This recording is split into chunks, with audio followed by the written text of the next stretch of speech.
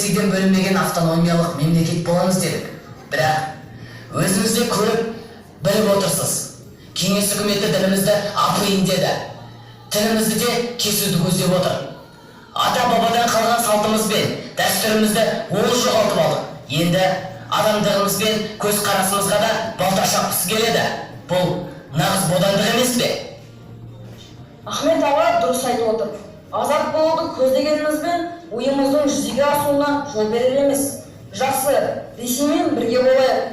Бірақ ұлттық құндылықтарымызды құтқарып қалуымыз керек секілді. Иә, менің ойымды оқып қойғандай сөйледіңдер. Осы жайттарды ойлап көз ілмегеніме бір айдай болды.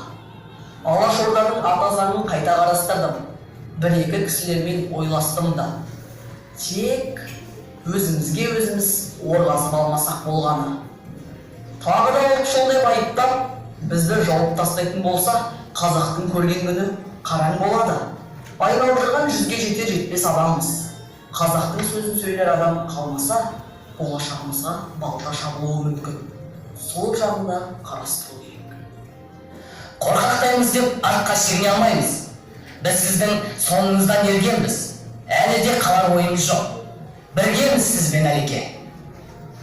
Жолдас Бөкетханов мырза, сіз кеңес үкіметіне қарсы шыққаныңыз үшін халық жауы деген атпен айыпталдыңыз. Сонымен бірге жапон тілшісі деген айып тағылып отыр. Сондықтан да сіз бүгіннен бастап қылмыскер ретінде тұтқынға алындыңыз.